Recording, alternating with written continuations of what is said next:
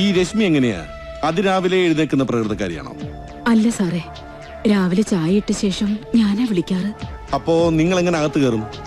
അടുക്കള അകത്തുനിന്ന് കുറ്റിയിടാറില്ല, താക്കോലിട്ട് പൂട്ടാറേ ഉള്ളൂ. ഒരു താക്കോൽ എന്റെ കയ്യിലുണ്ട്. രാവിലെ ഞാൻ തന്നെ തുറന്ന് കയറാറാ പതിവ്. അതെന്താ അങ്ങനെ? രശ്മി കുഞ്ഞ് താമസിച്ച എഴുന്നേക്കാറ്. ഞാൻ രാവിലെ 6 മണിയോടുകൂടി വരും. കുഞ്ഞിനെ ശല്യപ്പെടുത്താതെ അകത്ത് കയറാൻ വേണ്ടിയാ ഇങ്ങനെ ചെയ്യാൻ പറഞ്ഞത്. ആര് പറഞ്ഞു? മോഹൻ സാറ്.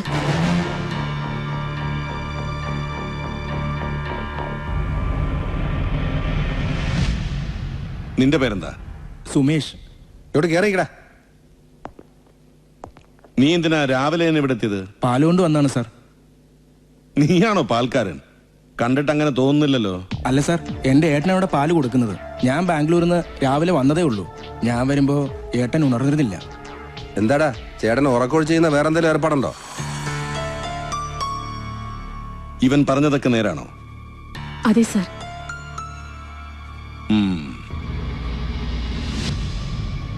എന്താ നിന്റെ പേര്? അപ്പു. ഞാനാ ഇവിടെ പത്രം ഇടുന്നത്. നീ എപ്പോഴാ ഇവിടെ എത്തിയത്? ഒരു 7:30 ആയി കാണും സാർ. എന്നും ആ സമയത്താണോ പത്രം ഇടാറ്? അല്ല സാർ, ഇന്നൽപ്പം താമസിച്ചു പോയി. ആ, പത്രക്കെട്ട് താമസിച്ചാ വന്നത്. അതെന്താ? ജീപ്പിന്റെ ടയർ പഞ്ചറായത്രേ.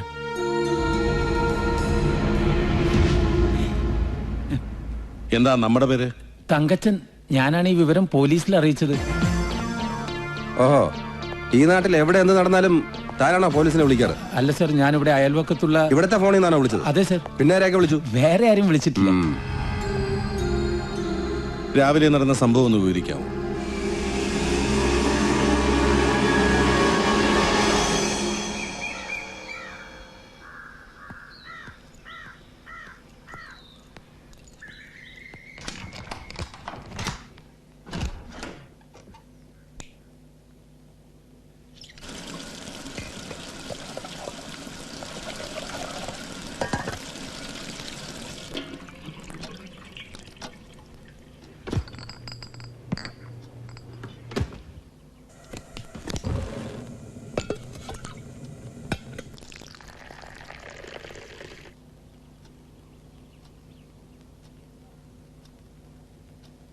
മോളെ, രശ്മി മോളെ, മോളെ,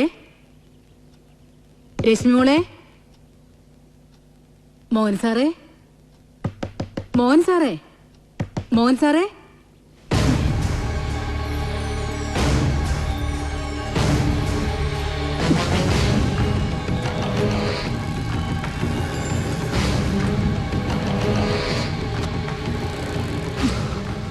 എന്താ ചേച്ചി, എന്തു പറ്റി? എന്താന്നറിയില്ല, വിളിച്ചിട്ട് ആരും എണീക്കുന്നില്ല.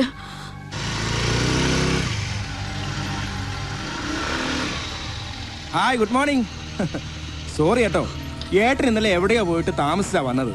അതുകൊണ്ടാ ഞാൻ ഇത്ര ലേറ്റ് ആയത്. എന്താ, എന്തു പറ്റി?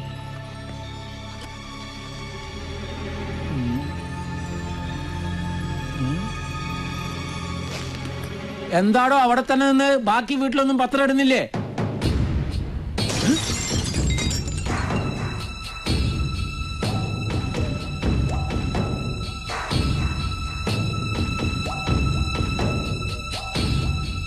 ഇവിടെ ആരെയും കാണാനില്ലല്ലോ.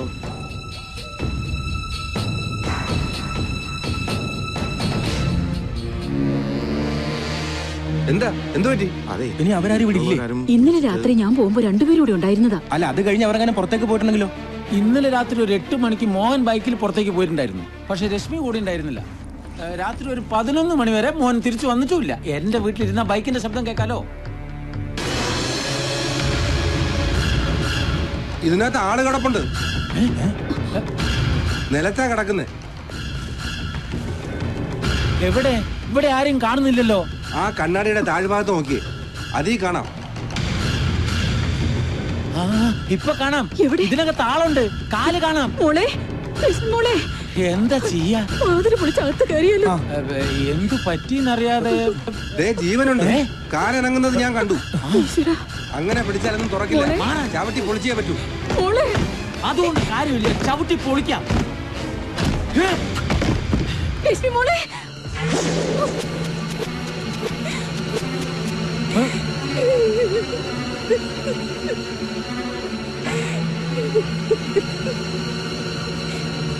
മരിച്ചു. ഈശ്വരാ, എന്റെ രശ്മി മോള്. ഞാനല്ലോടോ പറഞ്ഞത് ജീവനുണ്ടെന്ന്. അയ്യോ ഞാൻ കണ്ടതാ. എന്ത് കണ്ടുന്ന്? Dress അനങ്ങുന്നത്.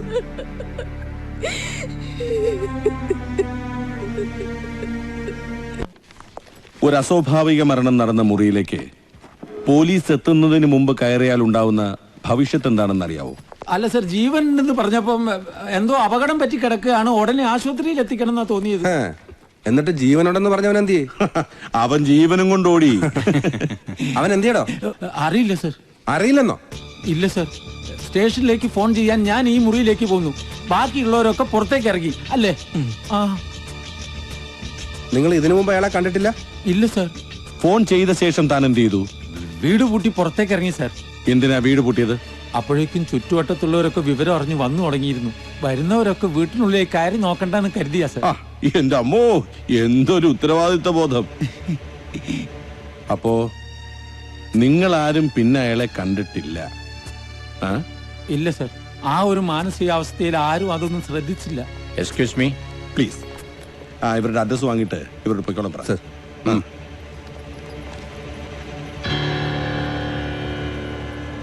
So what's your findings?